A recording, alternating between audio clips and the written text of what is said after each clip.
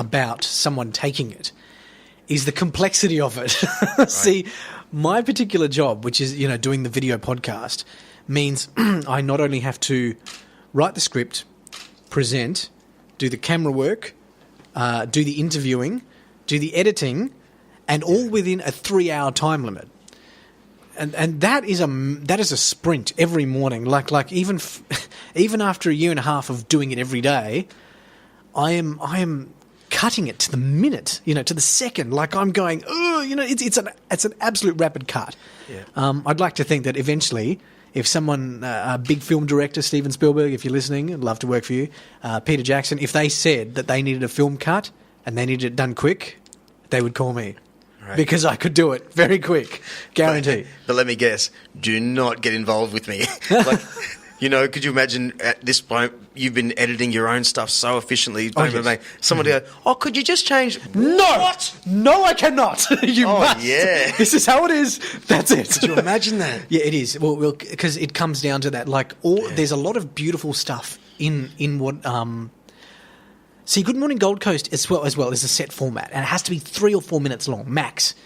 Now I'm going to have to. I've got a lot of the footage of this, what ends up on the floor, the offcuts, which are some of the even more beautiful stories you've heard. The things that people say when they think, when the camera's not sort of live to them, the stories they tell, the way they respond. This is what we love about podcasting and vodcasting. It's the story of the people. Because everyone has such an amazing story of where they came from. I should tell you about how I started in Darwin, mate. Do you want me to? Please. Yeah? Okay. Well, so... What part of Darwin? I've raced at the Northline Speedway. Northline? And we stayed at Parap Motor Inn. Yes. Okay, so that's really all I know of Darwin. Yeah. That's all you've been? Anywhere near there. Oh, well, okay. I was in Nightcliff for most of my life, which is a bit...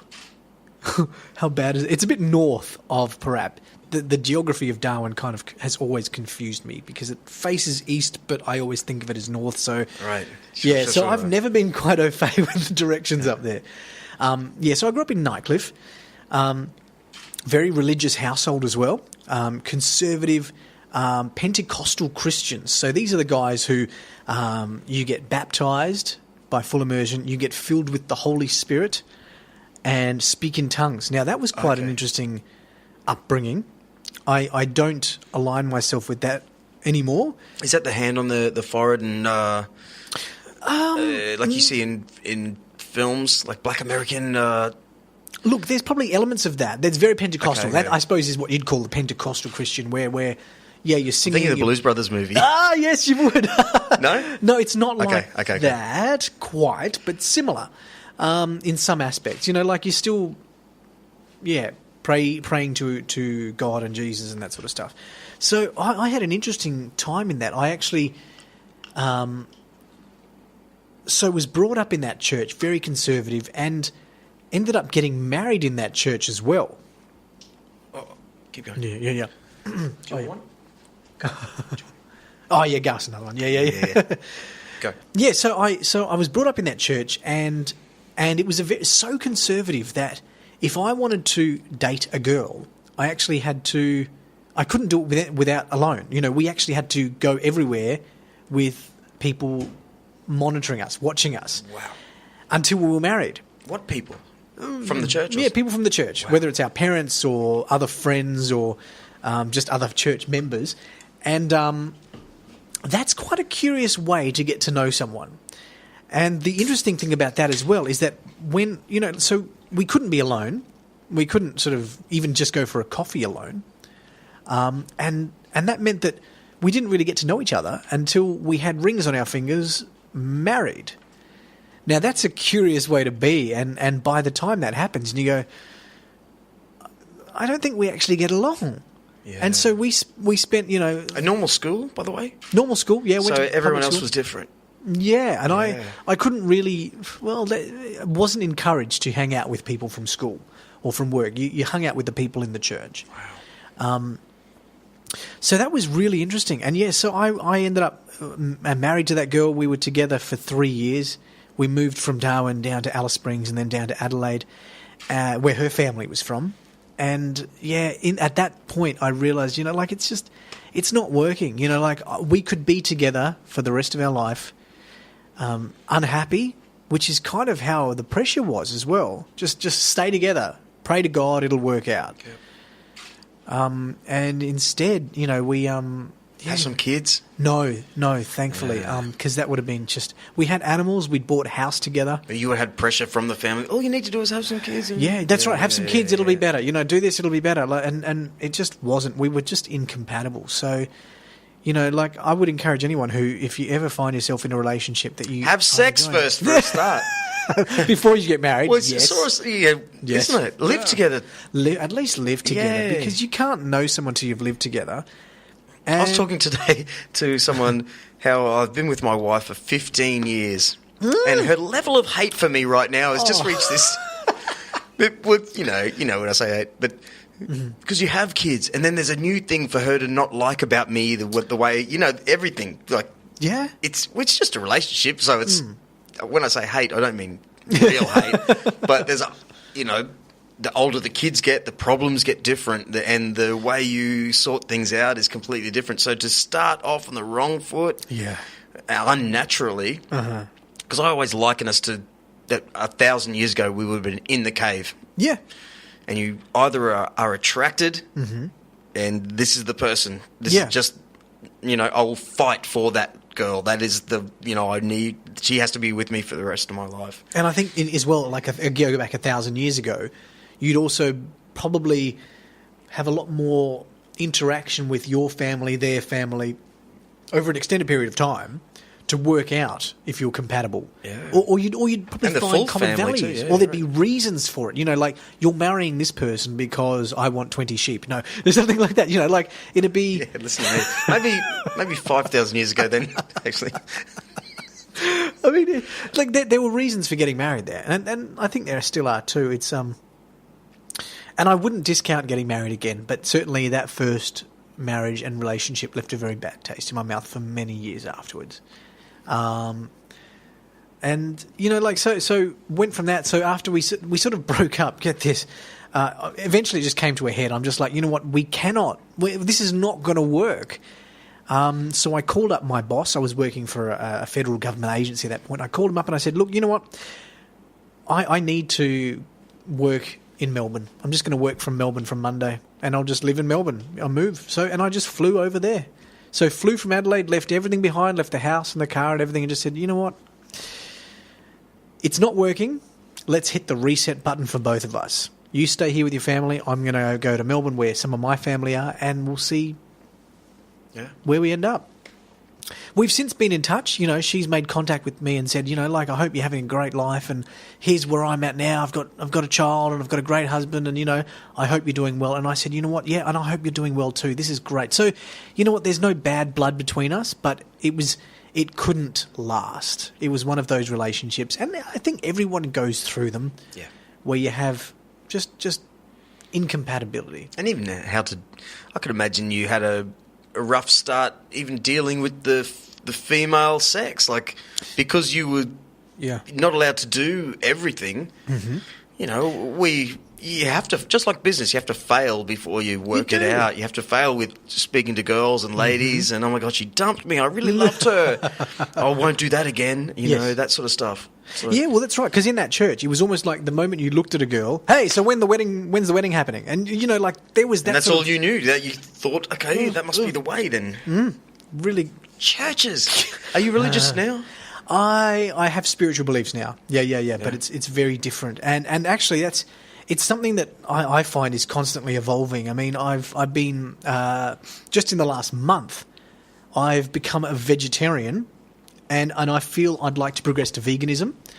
And the reason for that has been several things. So vegetarianism is honestly the most sustainable way to eat. This is just a fact. Another fact is, in terms of the world eating, another fact is that our bodies, if you look at it, if you look at carnivores, animals, their digestive tracts, their teeth, the fact they have claws, the fact that they, like their intestines are only about 3 meters long, so that rotting meat can pass through them quite quickly. They've got claws to attack animals. They've got sharp teeth for ripping, like sharks and cats and dogs.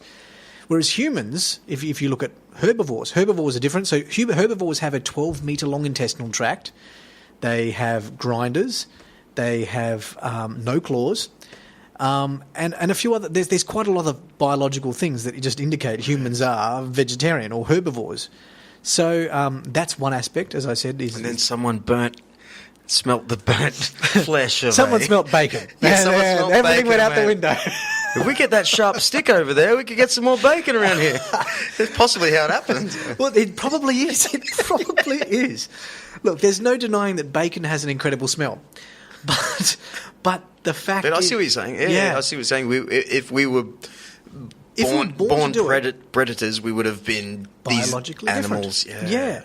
Plus, if you look at sustainability of the world, the amount of water it takes to produce just one cow patty, that it takes to sustain all the cows, the fact that we have to bulldoze acres and acres and acres of land in order to create, the cows that we then pump full of hormones, kill in very brutal ways. This is another thing. If you actually ever looked at a slaughterhouse and saw what we put animals through, what I've come to realise is we are committing one of the biggest genocides on the planet, and it is horrific. And that has turned me vegetarian and progressing to vegan. Hey, Matchy, have you got your phone? My father, who goes to America a lot, looked up. He went to an abattoir in California, one of the biggest ones. Could you look? He told me a figure which I can't remember. How many cows they kill in California every single day? From memory, it was 28,000 in that particular abattoir. 28,000 cows every day. A day. And it might even be 78,000. See, and I mean, we throw those numbers about. But, okay, if I came to you and said, okay, we're killing 28,000 people a day, that's the population of what? like, that's a small town of people. Yeah. So this is something that I'm just... And that's just cows. In California, you're talking about one small... So not New York or... if you calculated all of it around the planet, so the fact that it's horrific on that level, but that being aside, if everyone in the world said no to meat, we would cure world hunger. We would have enough food. There's plenty of... Like, the amount of grain that it takes to feed those cows, if you instead go, okay, we're going to convert that and just feed it to people, instead of the cows that we're killing for the people, all of a sudden you've solved world hunger. The amount of protein you can get from just legumes and beans. People argue, they say, oh, look, you couldn't possibly be as strong or as, all that if you go vegetarian. They forget about elephants, rhinoceros, all of these major, huge animals. Yep. And there's a couple of well-known UFC fighters who are vegetarian that do just fine. My question, did you... my wife, we had a pet chicken. Did you? Yeah. She's Japanese too, so there's no such thing as vegetarian in Japanese, by the way, because everything's sushi, So, and you just don't have a vegan meal on the menu. Yeah. You really don't. You have to luck upon one. So she got a pet chicken, and that's it. No more chicken. Can't eat chickens anymore. Really? Moved into the Currumbin Valley. Next door neighbours had a sheep. Oh, I can't eat sheep anymore. It changes your perspective when you have a pet. Yeah. But how did it happen for you then? Did it just like a light bulb moment? Bang. Did you lose a lot of weight? Someone told me you... Yeah, I think I've lost a little bit. Yeah. It's been a curious journey. And yeah, it's... what was it? So... Yeah, so how did you... How did I change? Were you eating bacon one day and then went... No, look, actually, I live with a Brazilian guy. One of my housemates is Brazilian, and he cooked chicken hearts for us one day. Oh, I love them. I just had them a month ago. Isn't it funny? We throw them out here. In Brazil, they're like 50 or like $5 each or some ridiculous thing. So we throw them out. But yeah, and I just looked at it and I had them. And it would have been a couple of days after that, I just all of a sudden said, you know what? I can't keep doing this. Like, why? I sat back and like many things I do in my life, I said, why do I do it? And is that just because I've been brought up like that? which I have. You know, I've been brought up. You meat and 3 veg. You know, that's how the Australian diet is. You have sausages on the barbie. You have ham